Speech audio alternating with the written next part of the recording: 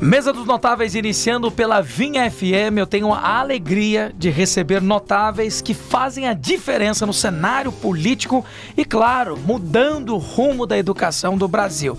Em especial, hoje eu quero citar o CONAI, que foi a Conferência Nacional de Educação, que aconteceu recentemente e trouxe consigo muitas revoltas.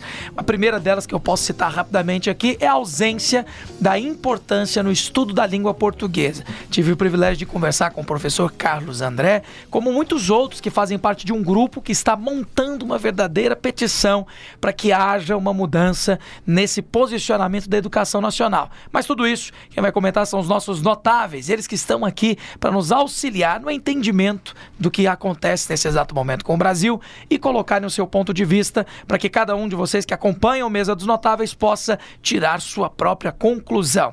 Eu começo cumprimentando aqui, que está à minha direita, querido Silvio Vaz, o Silvio que é comentarista do Jornal Realidade, está sempre conosco. Silvio, bem-vindo, boa tarde. Um prazer estar com você aqui, Guilherme, boa tarde a todos os ouvintes, que Deus possa abençoar a nossa tarde e que a gente possa destrinchar esse assunto aí tão importante. Com muita certeza, ele que sempre nos dá a honra da presença, está também sempre no Jornal Realidade, nosso deputado estadual, Cairo Salim, deputado Cairo Salim, que inclusive se posicionou nas redes sociais sobre o que aconteceu no CONAI, e a gente traz um pouco mais aqui para a discussão do dia. Boa tarde, deputado, obrigado pela presença. Boa tarde, Guilherme, Silvio, doutor Fernando Rassi e a você, ouvinte da Vinha, que está conosco aqui no Mesa dos Notáveis, para a gente trazer mais clareza sobre esse assunto tão sério que é a educação brasileira sendo debatida lá por militantes que querem, na verdade, destruir as conquistas dos últimos anos. Muita certeza. Para você que não sabe o que é o CONAI, a gente discute ao longo do programa, mas é uma reunião de diversos representantes,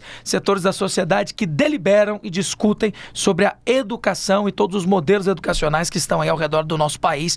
E eu cumprimento, por último e não menos importante, o nosso doutor Fernando Rassi Nader, ele que é médico formado há 32 anos pela Faculdade de Ciências Médicas de Santos, e também atua na pediatria e há 30 anos é gestor educacional pela Interschool Brasil. Doutor Fernando, obrigado pela presença, uma ótima tarde para o senhor. Boa tarde, Guilherme, boa tarde, Silvio, deputado Cairo Salim, boa tarde, ouvinte da Vinha FM.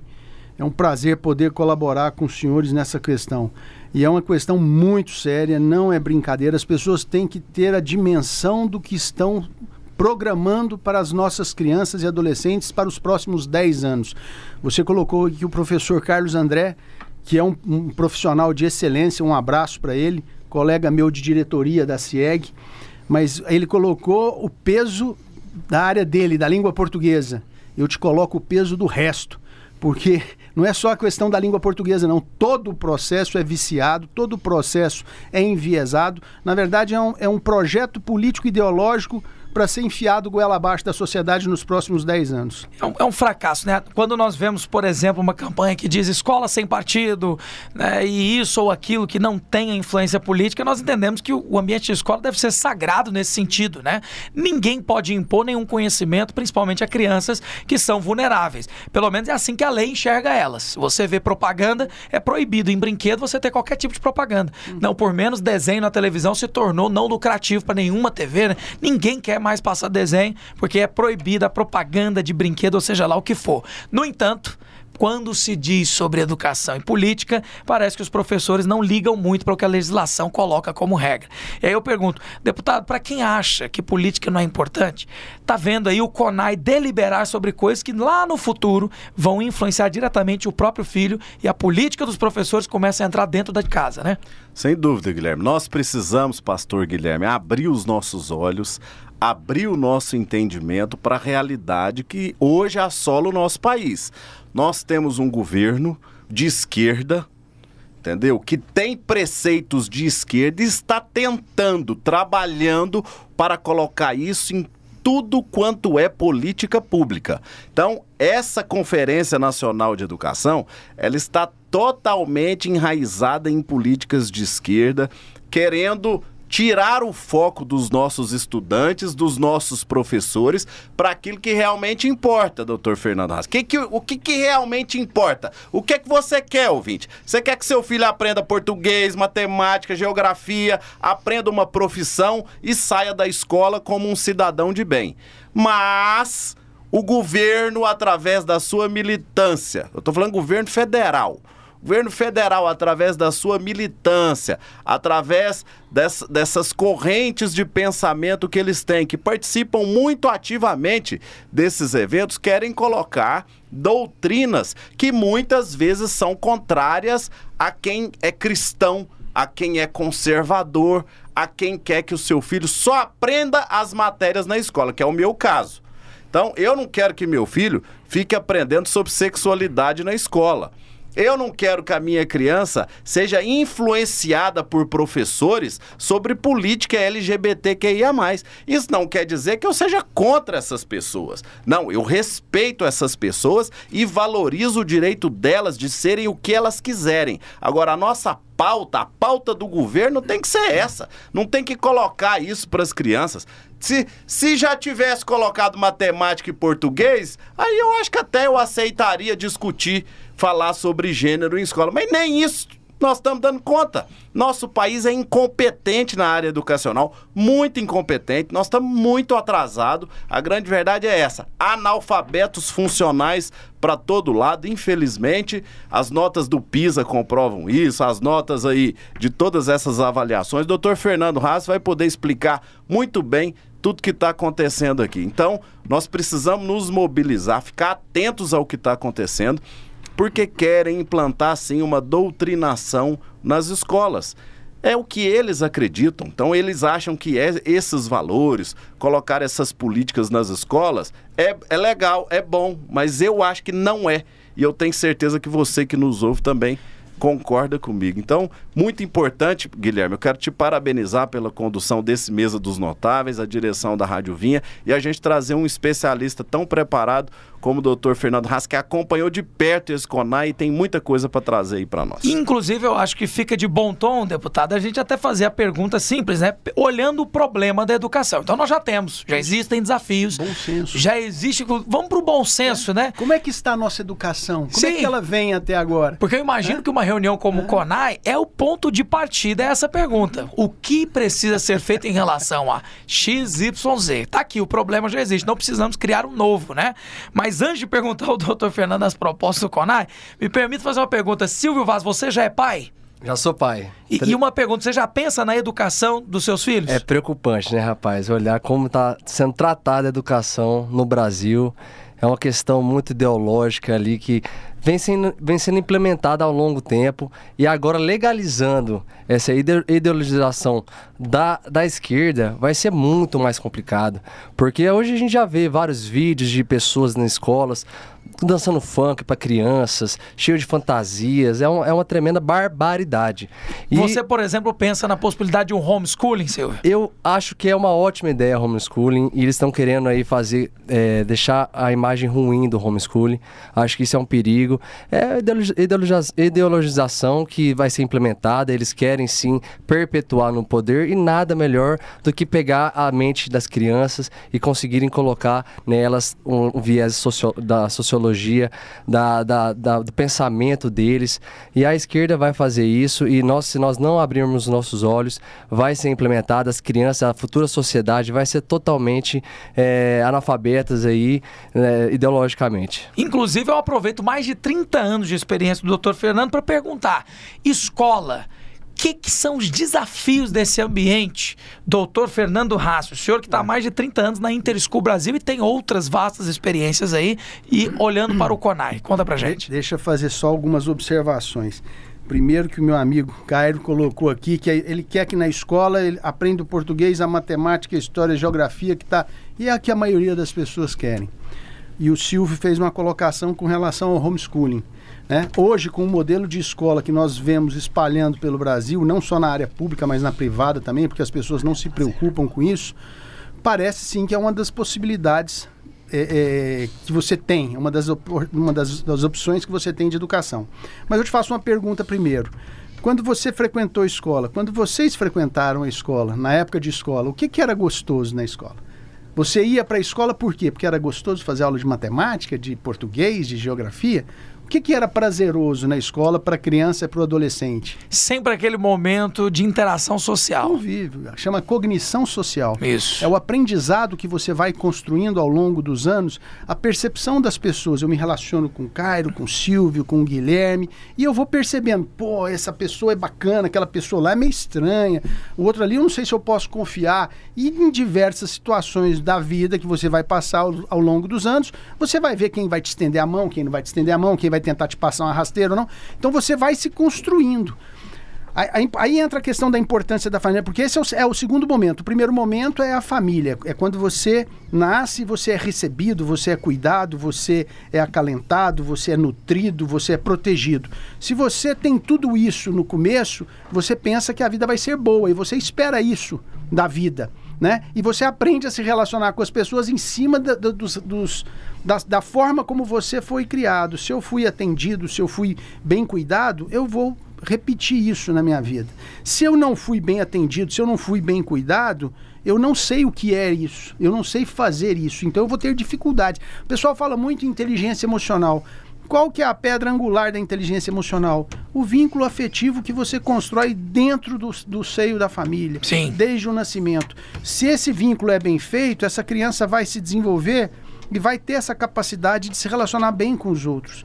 Ao mesmo tempo que ela se desenvolve, ela começa a fazer as coisas, ela sente que o ambiente é de confiança, ela sente que ela pode fazer por ela mesma, autonomia, ela sente que ela pode ser, ela pode iniciar alguns processos, que ela vai se dar bem na vida. Sim. Se isso tudo acontece, é o desenvolvimento psicossocial da criança, essa criança tem tudo para dar certo lá na frente. Se algumas dessas fases são interrompidas, não são bem executadas, ela pode ter dificuldades lá na frente. E ao mesmo tempo que você vai tendo o desenvolvimento psicossocial, tem o vínculo afetivo, a criança constrói os alicerces de moralidade. São os valores, são as crenças que ela recebe da família. Então, para você ver a importância da família, fazendo só um gancho aqui, sim, porque o CONAI, ele simplesmente não coloca a família. A família não faz parte de um processo de formação dessas crianças, desses jovens. É como se a família não tivesse importância nenhuma. Então, a primeira coisa, já está pecando por aí. Segundo, quando você comentou, e eu até passei aqui para o pessoal, o que acontece? Como é que está a nossa educação até hoje? Como é que vem essa educação? Quais são os resultados que nós estamos tendo? Quando Sim. você pega aqui alguns dados que foram publicados em canais da esquerda, inclusive, tá? Folha, UOL. Brasil fica entre os últimos em prova internacional de alfabetização com 65 países. Meu Deus. Dados do PIRLS de 2021 reforçam o cenário de dificuldade de alunos brasileiros com leitura e forte desigualdade. Sim. Então, até os alunos mais ricos no Brasil estão abaixo da média global em matemática, aponta o PISA. Segundo a 4ª edição de pesquisas e retratos da leitura no Brasil, desenvolvida pelo Instituto ProLivro, Itaú Cultural e Ibope Inteligência, com dados de 2019, o brasileiro tem uma média anual de 4,9 livros, de 4,9 livros lidos por habitante. Desses, apenas 2,4 são lidos do começo ao fim. Março de 2023, essa reavaliação. O Programa Internacional de Avaliação de Alunos é uma rede mundial, o PISA, né, que avalia os meninos na questão da alfabetização, da matemática e das ciências. Qual a posição que o Brasil ocupa no PISA de 2023? 53º lugar. Na tabela geral, o Brasil está na 53ª posição. Entre as nações latino-americanas, superou a Argentina e a Colômbia. A Argentina está passando uma crise violenta, né? Sim, mas eu quero saber quem a gente ficou atrás, porque daí a gente tinha uma base boa. Está 19 pontos atrás do México, que ocupa a 49ª, a 26 pontos do Uruguai, 47ª, e a 38 pontos do Chile, 45ª posição. Meu Deus. A avaliação foi realizada em 65 países, 34 deles da OCDE. Então, assim, peraí, se nós temos resultados tão pífios, tão medíocres, nós vamos fazer uma conferência para implementar mudanças na educação, o que a gente pensa? Tem alguma coisa errada. Sim. Nós precisamos parar com o que vem sendo feito e vamos trazer um modelo que realmente, né, traga conhecimento, traga desenvolvimento. Quando se fala, e a maioria das pessoas fala assim, a escola é português, matemática, história e geografia. Sim, isso é a parte acadêmica. Mas quando você pega 2 mais 2, então. 2 mais 2 é 4 em qualquer escola do mundo. Aqui, na China, na Europa. Quando a gente pega a água e o óleo, eles se misturam? Nem aqui, nem na China, porque os princípios da física e da química são os mesmos. Não interessa qual escola você estuda. Quando você pega a construção da língua portuguesa, sujeito, verbo, predicado, é assim que se constrói a língua portuguesa, em qualquer lugar que você for estudar a língua portuguesa. Na língua inglesa, você vai estudar o verbo to be e os tempos verbais. Se aprende da mesma forma. Tá, e os melhores autores? Se eu for ler Carlos Drummond, Machado de Assis, Platão, Sócrates, muda o conteúdo? Se eu leio aqui, se eu leio na China, se eu leio na Europa, não muda. O conteúdo acadêmico é o mesmo. Então, peraí, o que muda? A forma como você trabalha, a forma como você entende a criança e o adolescente, o que incentiva, o que prejudica, o que motiva, o que estressa, como você enriquece seu projeto com as atividades extracurriculares. E uma coisa que as pessoas têm que observar e não estão observando, o ambiente que isso tudo está inserido. Sim. Se o ambiente que isso tudo está inserido é um ambiente que promove essas pautas de diversidade, essas coisas todas, você vai ter essas conversas e esses assuntos permeando todo o processo. Sim. E a criança ela vai nascendo e vai normatizando esse tipo de comportamento. Professor, me permita dar um exemplo aqui. O doutor Fernando falou de maneira brilhante tudo aí, mas deixa eu falar da criança que cresce, por exemplo, numa favela no Rio de Janeiro. Ela cresce admirando traficantes, porque é isso que ela enxerga como poder. Quem é que manda onde ela mora? É o mundo do crime. Então, a milícia, né? Quem realmente tem o poder nas mãos. Então, ela vai admirar, vai ter o brinquedinho ali da arma, né? E isso é até um perigo, porque numa invasão, uma operação policial, a criança está ali brincando com uma arma de brinquedo ali e infelizmente pode ser confundida com um bandido de verdade, o que é muito triste. Mas por que eu estou dando esse exemplo? Porque o ambiente muda a criança e infelizmente nós precisamos prezar por esse ambiente, zelar para que não seja, né, deteriorante, porque a criança seja criada num ambiente saudável. E eu dou outro exemplo aqui. Bolsonaro, quando era candidato em 2018, por várias vezes bateu na tecla que existiam materiais da grade curricular que incentivavam a sexualização das crianças. O deputado Caio Salim está aqui, já foi, né, autor de muitas propostas aí que impediram escolas de colocar a criança num ambiente que vai incentivá-la a estimular de maneira precoce isso. Conta pra gente, deputado, como é que está essa batalha hoje em dia dentro das escolas aqui no estado de Goiás? Aqui em Goiás a gente consegue até segurar um pouco, mas tem um princípio, não sei se o doutor Fernando concorda, que é o seguinte: hoje a maioria da classe de professores, principalmente os que estão na rede pública, na rede particular eu acho que também, eles têm princípios de esquerda, são esquerdistas, e é um direito deles. Então eu acho que uma das grandes missões que nós temos é formar também a nossa militância. Militância conservadora.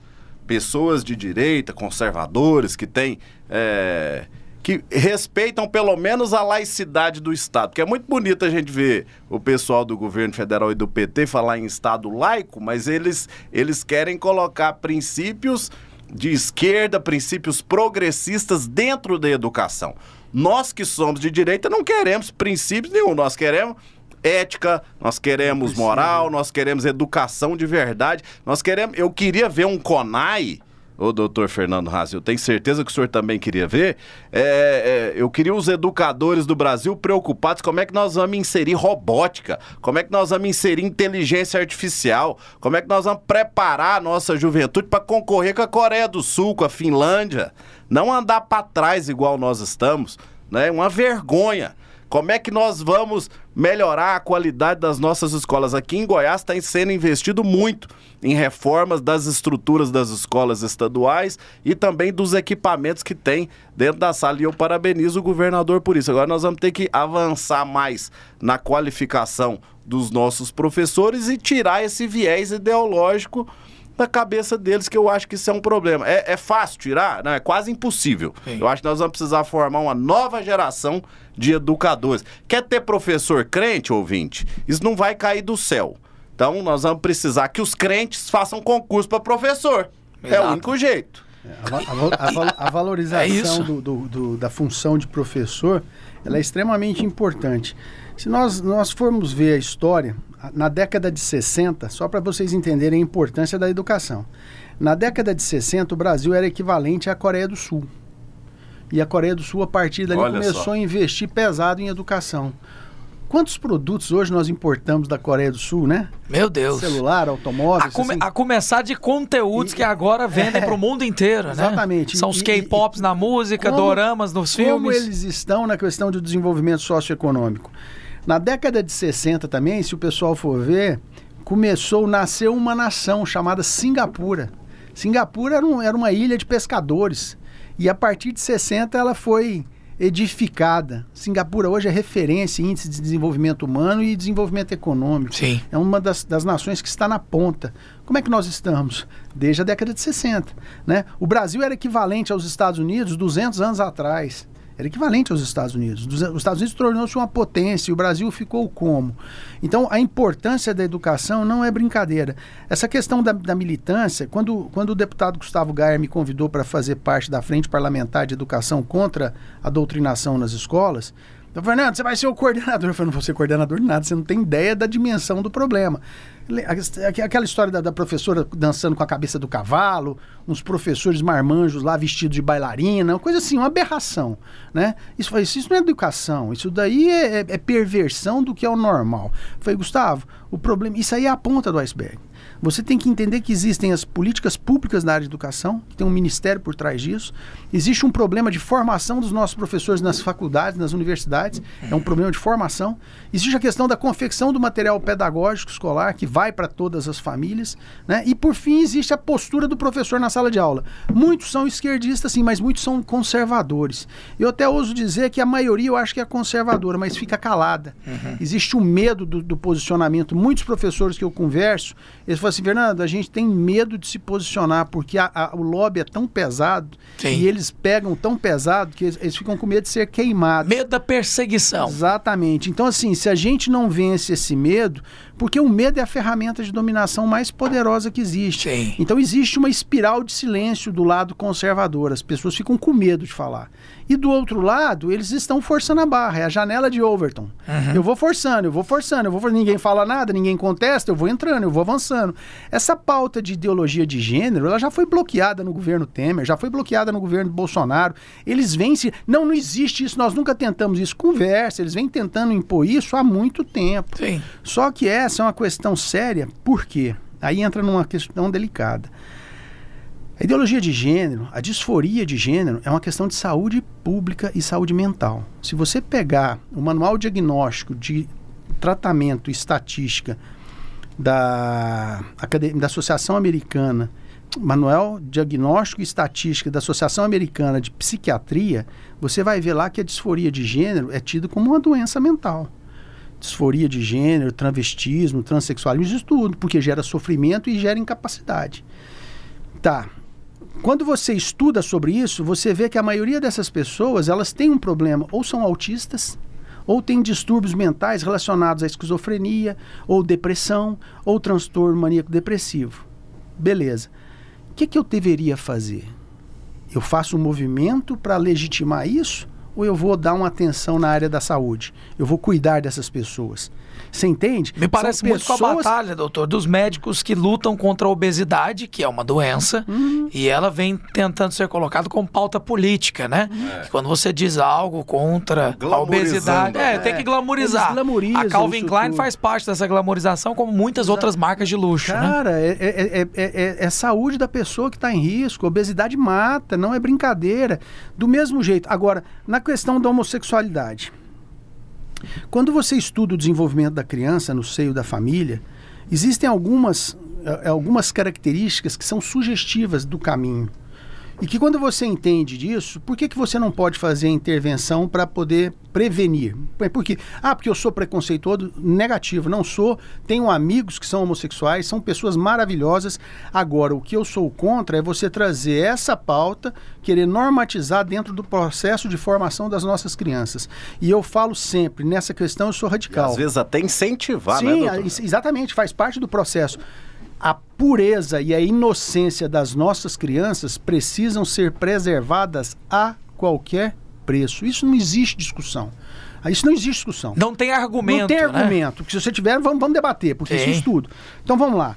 Quando eu tenho uma família onde o pai é aquele cara bronco, gosta de futebol, gosta do UFC, aí nasce um menino mais franzino, ele tem asma. ele não tem aquele vigor físico, ele não gosta das mesmas coisas que o pai gosta, ele não se conecta com o pai e não constrói a masculinidade dele, porque o pai é a referência, tem que ser a referência para o menino do masculino, e tem que ser o cara que vai direcionar. Tem um ditado que diz assim: a mãe cria o filho, o pai cria o homem. Se o pai não está presente, o homem não surge. Beleza, aí na escola, ou se o pai é ausente, né? E não existe uma figura masculina. Na escola, se esse menino não gosta das brincadeiras dos meninos, que são normais, de lutar, de pique-pega, de matar e morrer, essas coisas, ele não se conecta com esse grupo, ele se liga mais com as meninas. Não quer dizer que ele é menino, só que o perfil dele é diferente. Beleza, a mãe percebe que esse menino não se conecta com o pai e não se conecta com os amigos. Então ela se aproxima mais, ela cuida mais. Ou se essa mãe tem uma dificuldade de relacionamento com o marido é agressivo, ou ele é ausente, ela usa o menino como válvula de escape emocional. Cuida, é cuidada, recebe carinho, dá carinho. A mãe faz isso de forma inconsciente. Beleza, quando você pega esse tipo de situação, que é uma delas, esse menino tem 70% de chance de ir para a homossexualidade.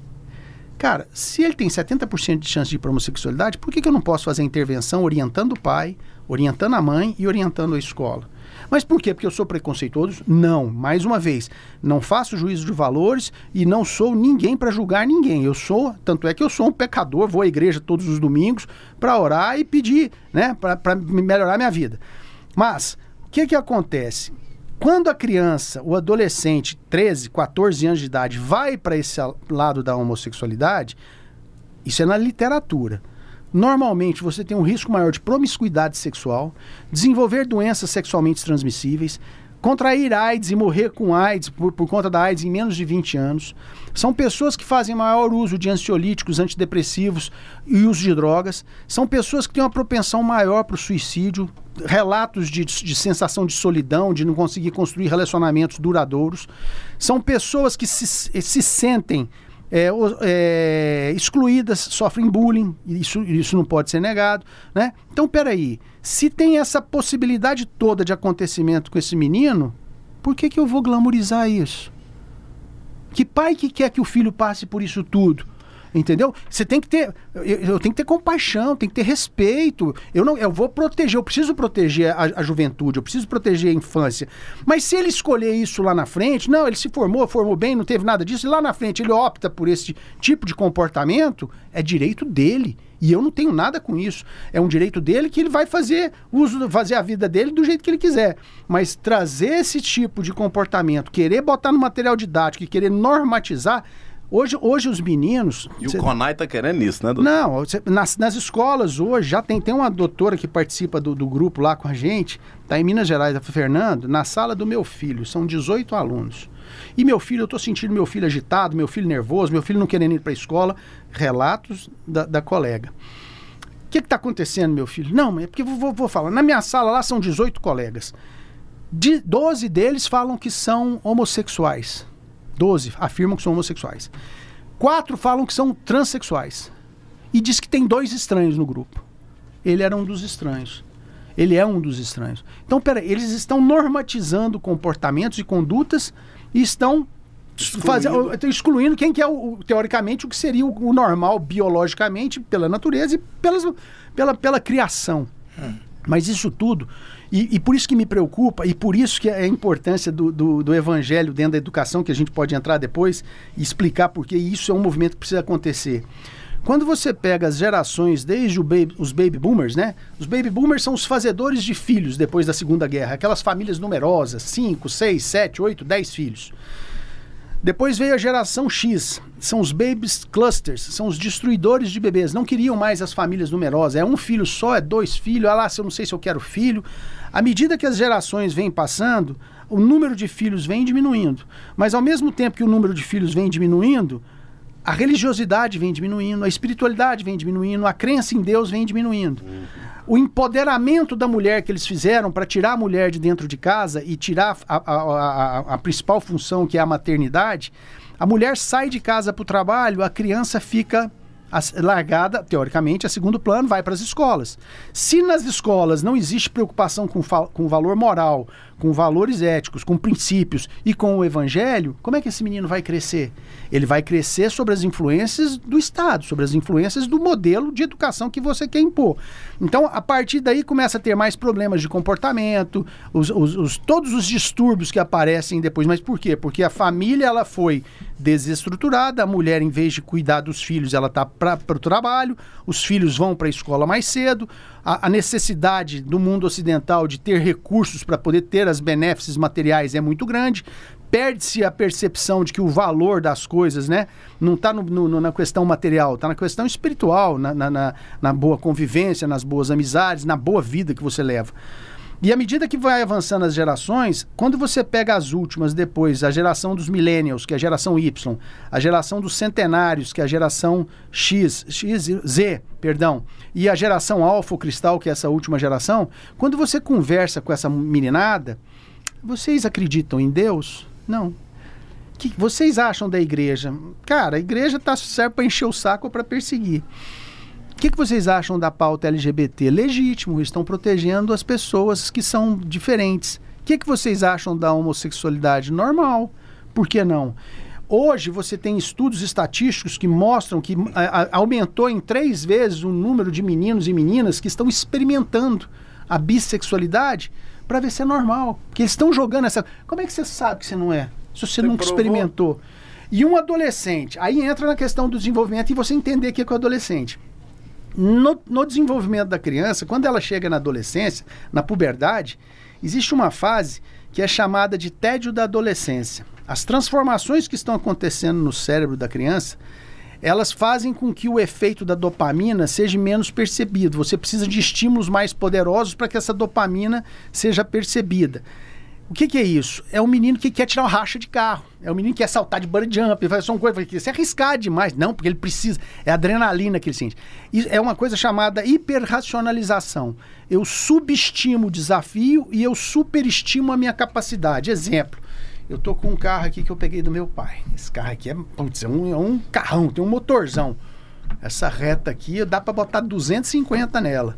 Aí eu consigo fazer, isso é tranquilo. Então eu subestimo a dificuldade e superestimo a minha capacidade. Pego o carro, desço o retão, e às vezes, infelizmente, eu termino no final da reta, né? Não consigo fazer a curva. Então, isso é hiperracionalização. Aí pra você ver o tanto que é criminoso o movimento deles. Isso é criminoso pra mim. Com 14 anos, você pode, Cairo, você pode, Silvio, decidir, Guilherme, se você quer ser menino ou menina. Com 14 anos você pode decidir se você quer ser menino ou menina. Amputar seu pênis. Eu falei, mutilação, é mutilação. Desce o nível da saúde. Veja bem. Lembra que eu te falei, com 14 anos, nessa fase, você está hiperracionalizando. Eu superestimo a minha capacidade e subestimo os desafios. Nessa fase também começa a surgir no nosso desenvolvimento uma coisa chamada pensamento abstrato. É a capacidade de eu pensar politicamente, filosoficamente, pensar nas complexidades de uma decisão de mudança de sexo. Como é que isso vai impactar na minha vida lá na frente? Uma coisa que às vezes o pessoal fala assim para mim, que eu gostei na escola do fulano lá, que você não tem aqui, tem pais lá que, sim, graças a Deus, são apaixonados na instituição, mas eles trazem. Outro dia o papai trouxe para mim e falou assim, na escola do fulano lá tem empreendedorismo para os meninos. Eu falei, nossa, que bacana, né? Empreendedorismo. Falei, pois é, mas o pensamento abstrato só vem com 14 anos. E para você empreender, você tem que enxergar a médio e longo prazo. Então, eles vendem algumas coisas. Mas o que é importante para o empreendedorismo? Porque faz parte do meu projeto de ensino médio, mas a gente ainda não chegou lá por conta de força, né, econômica e de alunos. Para você ser empreendedor, o que você precisa exercitar na criança? Flexibilidade cognitiva, criatividade, planejamento. Então são algumas características, atenção, memória, que fazem parte das funções executivas do nosso cérebro. Então você tem que entender o que é isso, para trabalhar isso, para que essa criança, quando chegar lá na frente, ou vier com um projeto de empreendedorismo, esses meninos, eles voam. Então é aquela história. Por que até 6 anos de idade eu preciso proteger minhas crianças a qualquer preço? Porque nessa fase, o cérebro nosso, ele funciona com ondas de frequências cerebrais que são altamente sugestionáveis e programáveis. Então, meu irmão, o que você trabalha nessa fase, que se você põe a emoção, positiva ou negativa, isso fica registrado no inconsciente. E eu vou te lá dizer... na frente vai se manifestar. Vou te dizer, doutor Fernando, quem disse isso primeiro? A palavra de Deus. Ensina a criança o caminho que ela deve andar. Quando ela crescer, ela jamais se desviará. Exatamente. Então, assim, a palavra de Deus é um manual perfeito. Eu não só gostei da fala, como eu vou fazer o primeiro intervalo e na volta, eu quero saber como nós podemos caminhar para mostrar para essa juventude que é possível sair desse pensamento que chega a ser até inclusive obrigatório. Vou dizer da minha experiência, fiz engenharia civil na Universidade Federal do Mato Grosso, né, e por ali o DCE era da esquerda. Tinha Che Guevara, né, que fuzilou homossexuais em paredões, e tinha também Dilma Rousseff e Lula estampados na parede. Eu fico pensando, se eles sonhassem quem é o Che Guevara que eles põem aqui na parede, eles nunca colocariam ele, né? Negar a realidade. Né? Nega a realidade. Mas por que eu tô dizendo a minha experiência? Porque crianças e adolescentes enfrentam esse cenário de serem obrigados a crer naquilo que não querem crer. E democracia não é isso, mas infelizmente, para alguns que dizem ser defensores da democracia, eles querem o contrário, que você seja obrigado a crer como eles creem, e se você não o fizer, você é intolerante. Mas eu vou te falar, a democracia só existiu e está deixando de existir, porque hoje nós não vivemos mais um ambiente democrático. Quem tem um pouquinho de bom senso sabe disso. Mas a democracia ela só existe se o cristianismo existir. Ela só funcionou sob a bandeira do cristianismo. Olha só. Fora isso, ela nunca funcionou. Não, a democracia nasceu na Grécia. Não nasceu. Ela nasceu na Grécia, mas ela não vingou na Grécia.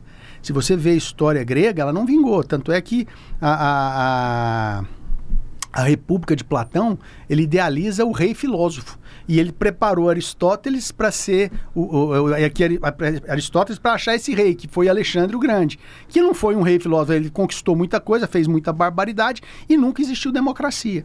Então a democracia, quando você vê ela na história, ela só funcionou por conta do cristianismo. E ela está deixando de funcionar porque o cristianismo está sendo afastado. Deus está morto, Deus não existe. Então, peraí, tem que ser laico. Tem que ser laico coisa nenhuma. Por que eu tenho que fazer uma escola laica? Não, porque senão você pode ofender as pessoas. Quem que eu vou ofender? Peraí, cristãos? Evangélicos?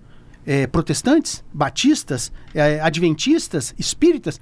Todos eles têm Cristo como referência. Todos eles. Então, a Bíblia é o livro mais lido do mundo. Por que ela não pode ser trabalhada dentro da escola? Qual que é a mensagem principal da Bíblia? Amar a Deus sobre todas as coisas e ao próximo como a ti mesmo, assim como eu vos amei. Não é isso? Sim. Eu preciso de alguma outra pauta de proteção contra preconceito, contra qualquer coisa? Não existe. Deus já colocou todos nós em pé de igualdade. Nós todos somos iguais, nós todos somos irmãos debaixo do mesmo firmamento. Que história é essa que eu estou protegendo os negros, que eu estou protegendo os índios, que eu estou protegendo os gays? Isso tudo é falácia. São construções. Eles colocam brancos contra pretos, gays contra héteros, homens contra mulheres, ricos contra pobres. Irmãos contra irmãos. A gente precisa acabar com isso. Não existe esquerda e direita, existe o ser humano. Eles usam das pessoas, da boa-fé das pessoas, para desconstruir valores, comportamentos e condutas. E a gente aceita. A gente não pode aceitar isso. Tem que enfrentar e tem que enfrentar pesado. E, inclusive, assim, falando do CONAI aqui, eu acho que a gente coloca um ponto muito interessante. Na volta eu trago algumas pautas que foram, né, inclusive encaminhadas no CONAI, para a gente entender aonde está indo a educação do Brasil e, principalmente, falar daquilo que faltou.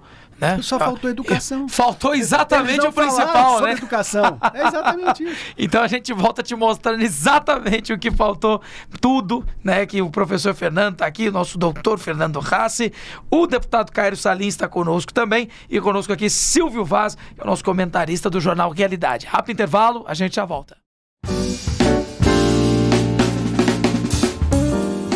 De volta no segundo bloco do Mesa dos Notáveis. Hoje nós estamos falando sobre a Conferência Nacional de Educação e o tema que foi debatido pelo CONAI, todos os representantes de diversas áreas, né, do setor da educação.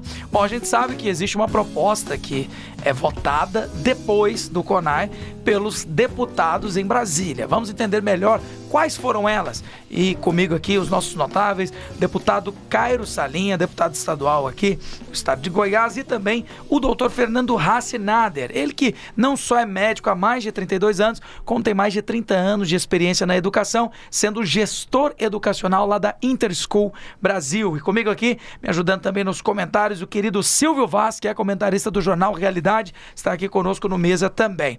Só pra gente retomar a conversa, eu soube que no CONAI nós tivemos a ausência de muitos assuntos tratados. Citei o professor Carlos André, que falou da revolta dele em relação à ausência do português, mas me parece aí que matemática, biologia e educação foi um tema não discutido. Folhei aqui, tá aqui na minha mão, o deputado Cairo Salim trouxe aqui para o estúdio, tá toda aqui a proposta do CONAI 2024, e folheando um pouco aqui, eu percebi que se tornou uma carta de protesto, né? Uma carta de pedidos de doutrinação em relação a crianças que não podem mais receber nenhum tipo de doutrina, nem dos pais, será? Como é que eles estão pensando no futuro? Será que essa criança, inclusive, não vai poder decidir o que ela quer? Vamos entender melhor.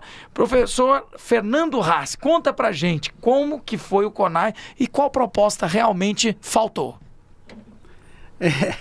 É até triste, lamentável ter que dizer isso, mas realmente não se discutiu nada sobre educação, nada sobre melhorias no processo educacional. Como nós falamos anteriormente, a partir do momento que você tem um modelo que é fracassado, o que você precisa fazer? Você precisa mudar o modelo e não aprofundar neste modelo. O que eles estão fazendo hoje é aprofundando um modelo que já se mostrou inviável e fracassado. Então, você não se discutiu nada em relação à melhoria do processo de alfabetização das nossas crianças. As nossas crianças hoje, de forma geral, elas estão saindo do ensino da educação infantil e entrando no fundamental sem estarem alfabetizadas. Elas estão começando o Fundamental 1 sem estarem alfabetizadas. Meu Deus. Né? À medida que elas avançam, eles viram que essas crianças têm dificuldades de progressão, porque não sabem ler, não sabem entender o que está escrito. O que eles fizeram? Políticas de progressão. Você não pode reprovar a criança. Ok, então se a criança não é alfabetizada e você não pode reprovar para tentar corrigir, essas crianças vão avançando. Quando chega na porta do ensino médio, 45% delas abandonam. Mas abandona por quê? Porque não sabe ler, é analfabeto funcional. Você tem o adolescente na fase que o corpo quer movimento, quer energia, ele quer mostrar que ele é capaz de mudar o mundo, ele quer conexão social, ele quer... É a fase mais criativa do cérebro humano, a adolescência. A psiquiatria define a adolescência hoje dos 12 aos 25. Então, nessa fase, o adolescente ele não se sente capaz na escola e a escola não é interessante, a rua é interessante, a droga é interessante, o crime é interessante, porque eu vou conseguir coisas que eu não consigo através da via normal, vamos dizer assim. Beleza. O que eles fazem, então, para essa galera poder ter acesso à universidade? O que eles fizeram e fizeram de forma bem feita? Sistema de cotas. Aí entra um sistema de cotas. Sistema de cotas, você promove muitos desses meninos para a universidade. Bacana.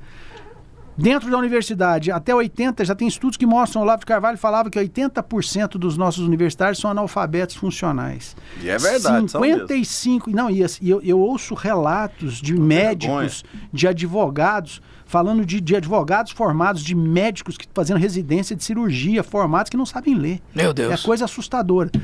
55% dos universitários abandonam os cursos na metade desse curso. Tá. E o pessoal que finaliza? Eles vêm para o mercado de trabalho e vão para todas as áreas, incluindo a cultura. Vão produzir livros, vão produzir material escolar, vão produzir música, vão produzir arte. Olha como é que está a cultura hoje, olha como é que está a arte hoje, né? Que as denúncias que a gente vem vendo dia após dia, mês após mês, nos diretórios acadêmicos, nas universidades, entra nas universidades públicas no Brasil hoje para você ver o nível, como é que está. Então, a partir do momento que você tem um processo para discutir o modelo de educação e nada disso é discutido, tem alguma coisa errada. Aí trouxeram agora a afromatemática, ou a matemática subjetiva. Eu não sei que raios é isso, porque para mim, desde sempre, 2 mais 2 são 4 e vão ser 4 sempre, mas pelo visto, 2 mais 2 hoje pode virar 22, 2 mais 2 hoje pode ser 5. Por que existe essa verdade? Isso eu já ouvi. Por que existe essa verdade na matemática, sendo que não existe na biologia? o sexo não é fluido? Eu não posso ser Maria, João, o que eu quiser ser? Por que na matemática não pode também? Então, assim, são aberrações em cima de aberrações. O processo... Eu vi que eles querem inserir a pauta LGBT em todas as matérias, Sim, né, doutor? De maneira transversal. Isso não sou eu que estou falando, não. Tem vídeos que estão circulando na internet hoje, nas redes sociais, no Instagram, onde você tem lá professores militantes que falam abertamente que o motivo deles é produzir um material deles para formatar os meninos, para forjar essas crianças, para formar militância. Eles falam abertamente isso. Poxa, eu vou levar meu filho para a escola para ele se tornar um militante da causa LGBT? A troco do quê? Isso não me interessa. Cada um vai cuidar da sua vida, né? Como o deputado colocou aqui corretamente. Então, assim, os valores estão distorcidos, as regras estão distorcidas. E quando eles apresentam um documento desse jeito e falam, e o que me deixa mais chateado, porque foi amplamente discutido por vários setores da sociedade. Mentira! Lá foi um comício do Lula, né? Verdade. Vocês lembram da época dos conselheiros tutelares, quando o pessoal alertou os conservadores, olha, vamos votar para os conselheiros tutelares. A direita se mobilizou e nós elegemos 70% dos conselheiros tutelares. Foi um resultado relevante, relevantíssimo. 70% com uma área que a direita não se posicionou há muito tempo. Se eles se posicionassem, vamos fazer as reuniões para discutir as pautas para os próximos 10 anos de educação. Se foi bem divulgado, cadê? Cadê as divulgações? Onde foram feitas? Eu não fiquei sabendo disso, eu fiquei sabendo disso depois que já tinham acontecido as municipais, estavam nas estaduais já. Mas não tem jeito de participar mais porque você não foi eleito para participar, porque você não participou, você não foi... eu não estou nem sabendo. Mas tudo bem, a gente pode ajudar por fora, a gente pode produzir material, a gente pode orientar, a gente pode fazer palestra. Então eu venho fazendo isso. Mas para as pessoas entenderem, porque quando você chega numa discussão, num debate, fala assim, cara, a família é importante. É importante porque a família é o berço. Sim, eu sei, Deus nos deu. O maior presente que nós recebemos nas nossas vidas são os filhos. Sim. É da família. Tá, e a pauta LGBT, eu também não quero que seja trabalhado isso com meu filho dentro da escola, porque eu não acho que isso é certo, é contra os meus valores. Bacana, mas a gente tem que fundamentar isso. A gente precisa fundamentar isso. Por que a família é importante? Por que essa pauta não é interessante? Né? Que, na verdade, você está negando uma formação digna para essas pessoas se você não trata do problema que tem de base.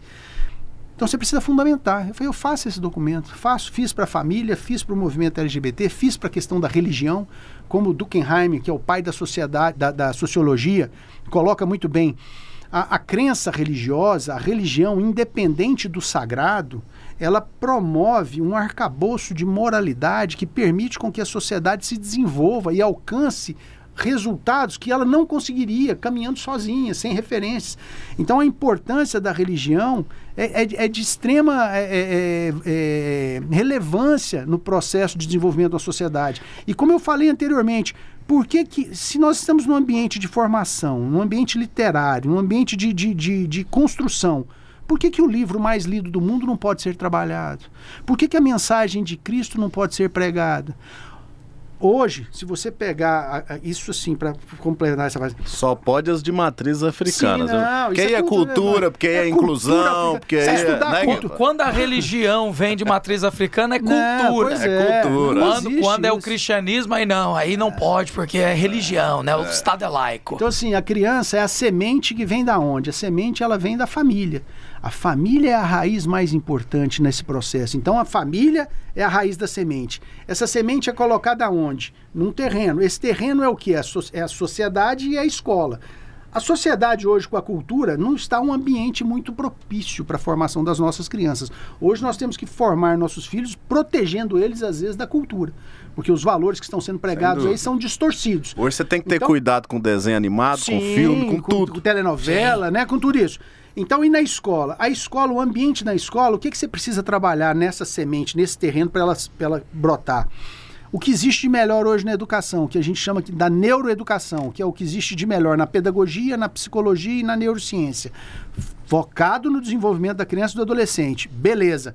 E com o que a gente irriga essa semente para ela nascer e se fortalecer e crescer, se tornar uma árvore frutífera e frondosa? O Evangelho. Sim. O Evangelho, ele entra dentro do processo. Hoje eu venho defendendo essa pauta, isso foi posto na minha instituição e é o modelo que eu quero levar para o Brasil. Sim. Porque a gente vem trabalhando com grupos e nas palestras e nos grupos que eu venho trabalhando e conversando, eu falei, galera, em cima dos anos de estudo que eu tenho, da formação que eu tenho, entendendo todo o processo e pensando nas gerações futuras, no que vem pela frente, nós precisamos... Tem um filósofo americano, Timothy Cliff, ele coloca, são 3 coisas importantes: resgatar o sagrado. Deus existe, nós somos seres espirituais, isso é bom, não tem... isso é crença. Não, Deus existe. O nosso cérebro, ele foi organizado para isso. Quando você estuda em neurociência, o poder da oração. Cara, vocês não têm ideia, é uma coisa fantástica. Então, o jejum, tanto que é importante, o poder dos pensamentos positivos, né, que fala muito, não sai... Otimismo. O otimismo. Então, assim, nosso cérebro ele foi desenhado para se conectar entre os irmãos através da empatia, da compaixão, do altruísmo, e com o sagrado, através das orações, através da contemplação, através da gratidão. Isso tudo nos liga. Quando você tem esse ambiente de formação, não tem como essa criança não sair dali bem preparada. Porque você forma um indivíduo na sua essência, mas você prepara ele para a sociedade e com aspirações. Hoje existe uma pobreza de aspirações no meio educacional que é uma coisa assustadora. Não, eu faço escola para treinar o aluno para passar na prova do vestibular. Cara, você trabalha, você pega uma criança com 2 anos de idade, vai até os 18 anos de idade para preparar para passar no vestibular... Doutor Fernando, eles tiveram a audácia, a cara de pau de querer acabar com a escola cívico-militar. Que eu tenho a audácia de dizer aqui que são as escolas públicas que dão certo. Hoje que são tem essas. Os melhores resultados na parte acadêmica, sim. Mas o governo federal quer acabar. E as escolas confessionais também, para eles... O que eles vêm tentando implementar, que é o Sistema Nacional de Educação, todos têm que rezar a mesma cartilha. Não vai existir mais escola cívico-militar, não vai existir mais escolas confessionais, não vão existir mais escolas confessionais, não vão existir mais escolas especiais, o homeschooling deixa de existir e todas as instituições deverão rezar a mesma cartilha. Sim. E dentro dessa cartilha, uma das pautas que eles fazem questão de reforçar, o professor precisa fazer curso de capacitação na pauta LGBT para trabalhar com as crianças. Meu Deus. Pelo amor de Deus. Em outras palavras, nós pegamos a verdade de uma minoria e impomos sobre todos, né? Quando na verdade, assim, todos têm que ter liberdade, mas você não tem que impor sobre a maioria o desejo da minoria. Uma coisa que eu achei interessante, folhei rapidamente, olha para você ver que eu nem peguei tudo para ler, mas já identifiquei aqui que eles querem determinar a cotas, não só como ela existe hoje, né, para indígenas, cota racial para negros, cota racial também, cota de renda, né? Então, pessoa que tem baixa renda tem cota, mas eles querem incluir também o que eles chamam aí de um gênero que é restrito, ou gênero específico, que tem dificuldade, né, de entrar na sociedade, e aí a ação afirmativa coloca pessoas que se identificam com outro gênero com direito a cotas. Aí eu faço a pergunta, a cota está ali para corrigir o quê? Uma dificuldade do quê? Porque se a pessoa se identifica com outro gênero, ok, ela tem essa liberdade, mas ela tem dificuldade de estudar? Não tem nada a ver uma coisa com a outra. Para quem não sabe, o nosso chefe aqui do programa, pastor Guilherme Rigonato, é branco, loiro, dos olhos azuis, é heterossexual e estudou na Universidade Federal de Uberlândia, agora uma das mais difíceis do país. Daqui um pouco você ia ser proibido, viu, Guilherme? Eu tô com medo de eles me prenderem. Eu tô com medo de eu sair daqui pra cadeia. Você faz parte de uma minoria opressora. Então, assim, não existe. Meu Deus do céu. São coisas, assim, que fogem da normalidade. Vai ser proibido, tem que pintar o cabelo de preto. Eles não vão deixar eu entrar em nenhuma faculdade mais. Mas não, você estudar não pode, né? É duro, porque é o seguinte, faculdade é ambiente de meritocracia. Agora, as pautas que você estava falando, você estava colocando muito bem, eu sugiro a leitura. Tem um autor, Thomas Sowell, é um economista várias vezes homenageado nos Estados Unidos, e ele tem alguns livros que são muito bacanas. Um deles se chama Ações Afirmativas ao Redor do Mundo. A partir do momento que você começa a fazer o sistema de cotas, trabalhar com essas questões, você não melhora a situação das pessoas, você piora a situação da discriminação, a situação da intolerância, você baixa o nível da faculdade, da escola. Então, assim, por que eles eles insistem nisso? Por que essa vitimizar? A cota ela tem que ser social. Eu não tenho condições de pagar, eu quero estudar, então eu peço ajuda para o Estado e depois eu reponho. Por que os alunos hoje nas escolas, todos eles têm que ser direcionados para a universidade?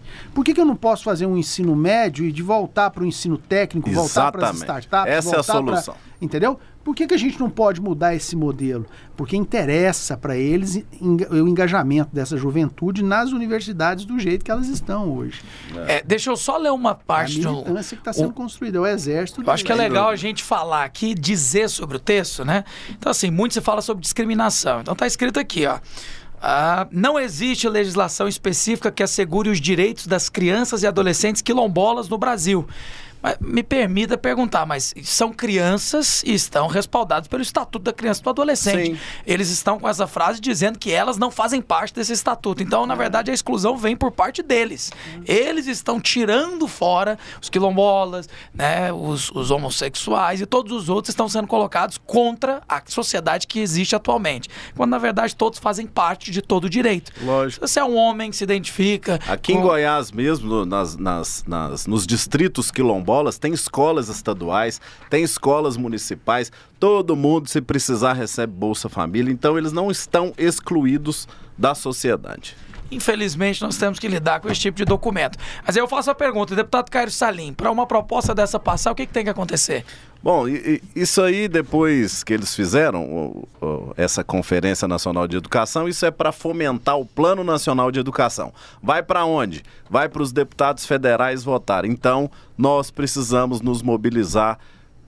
Ligue para o seu deputado federal, mande mensagem, cobre, para ele se posicionar contra tudo isso que está sendo falado ali nesse documento. É um direito das pessoas quererem esse tipo de política? Ok, eles pensam diferente de nós, eles querem, mas cabe ao Congresso Nacional, que é a casa do povo, barrar tudo isso e a maioria com um senso de realmente do que a educação precisa avançar, que é na qualidade do ensino, na qualidade das escolas, na valorização dos professores, para a gente preparar os nossos jovens. É isso que a gente precisa. Vamos deixar essas pautas de ideologia de gênero, essa coiseira toda, para eles serem livres para escolherem o que eles quiserem. Vamos formar profissionais e cidadãos de bem. Isso é que importa. Profissionais de qualidade para enfrentar a concorrência no mundo afora e pessoas de bem. É isso que a escola tem que fazer, né, doutor Fernando? Só complementando, antes dos profissionais, primeiro nós precisamos formar homens e mulheres valorosos. Exatamente. Né? Você forma homens e mulheres valorosos,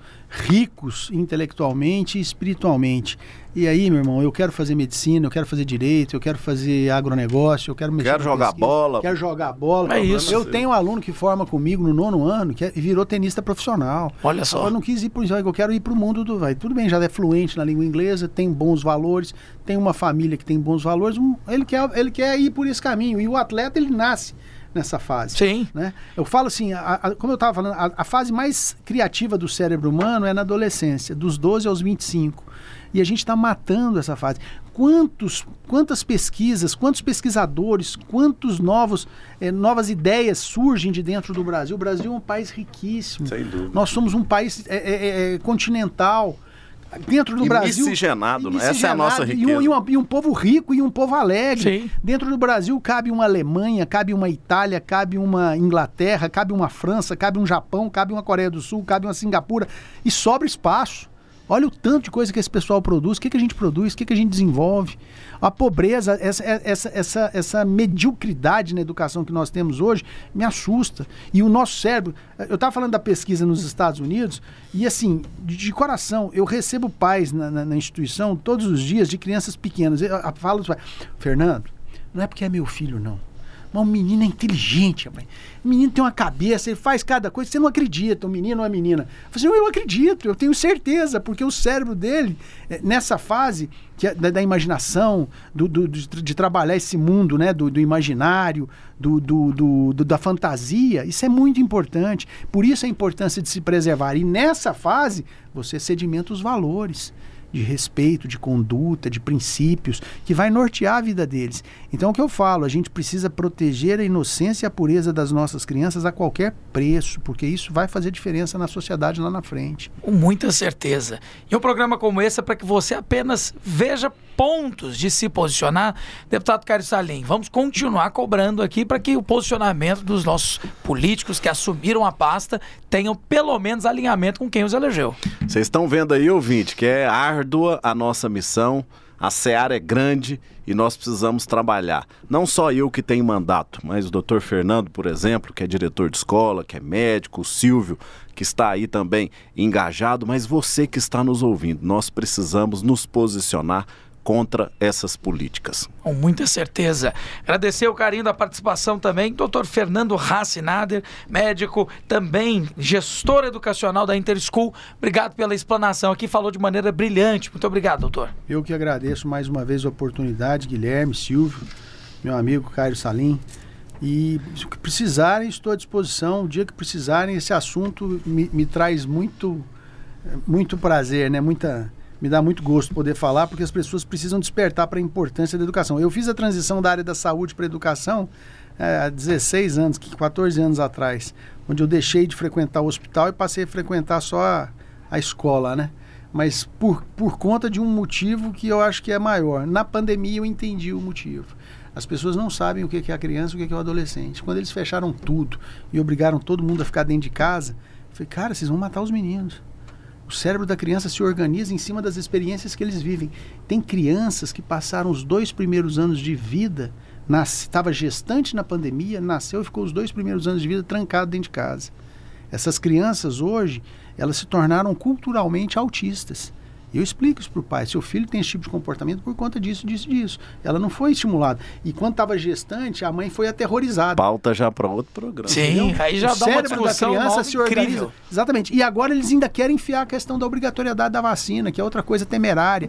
Então, assim, na pandemia eu entendi. Por que eu fiz medicina? Porque eu sempre cobrei do meu amigo. Falei, cara, meu lugar é na escola. Por que eu fiz medicina? Na pandemia eu entendi. E agora com o CONAI, mais um reforço para poder ajudar as pessoas que estão engajadas, são muitas no Brasil, são muitos movimentos, mas fundamentando a importância da família, a importância né, de ver essa questão da saúde física, saúde mental dessa população, que vem pleiteando posições que não são cabíveis, e a importância da religião. Com muita certeza. Me dá muito gosto. E nós vamos falar sobre esse tema, então, em uma próxima oportunidade. É um prazer. A pandemia e os efeitos na mente das nossas crianças, que inclusive viveram aí o início da vida durante ela, né?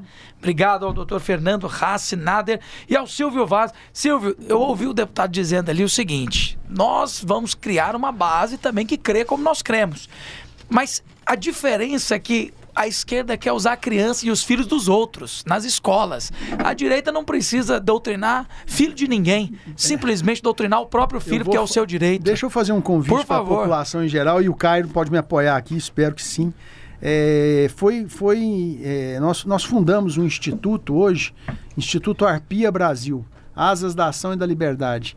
É um instituto que veio com o objetivo de defender essas políticas, os ideais, né, os princípios da economia liberal, da propriedade privada, da liberdade de pensamento, da educação sem a doutrinação, né? Então, assim, da religião, dos nossos valores. É um instituto que foi fundado pensando em arregimentar toda a população brasileira e comprar essas brigas em todas as frentes, do agronegócio, da educação, da economia, da segurança pública. E hoje o Instituto Arpia, eu tenho o prazer de ser o primeiro vice-presidente do Instituto Arpia, né? O Major Vitor Hugo é o presidente do Instituto Arpia e o Bolsonaro é o nosso presidente de honra. Então nós estamos arregimentando pessoas... Eu já me associei. O deputado já se associou. Nós estamos arregimentando pessoas no Brasil inteiro para que, quando possível...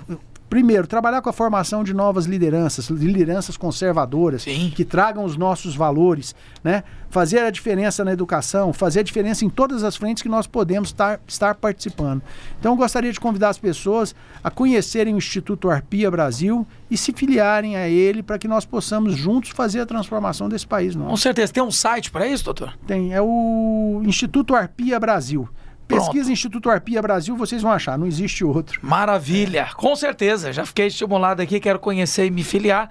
E desde já agradecer. Silvio Vaz, para você, né, desse assunto não só é relevante, como nós precisamos nos posicionar a respeito. Obrigado pela participação, Muito Silvio. obrigado, Guilherme. Muito obrigado a todos os ouvintes. Realmente é uma pauta que nós temos que ter atenção, porque ela é o que realmente nos leva a um futuro melhor. E vou fechar aqui com, você já citou, mas para o ouvinte ouvir de novo, Provérbio 22:6. Ensina a criança no caminho em que deve andar, e ainda quando for velho, não se desviará dele.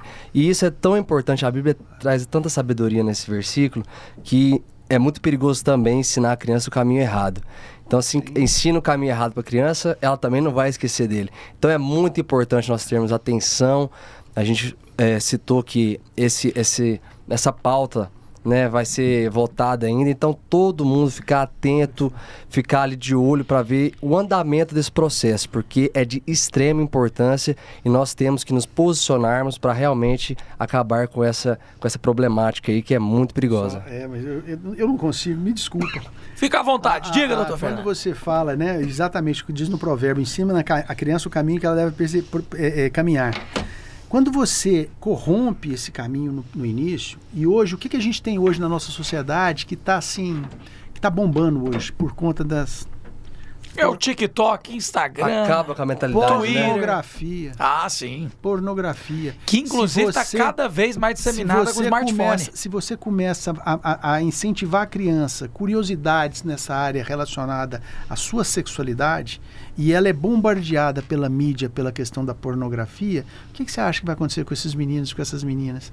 Quais os valores de comportamento pessoais, morais que eles vão desenvolver?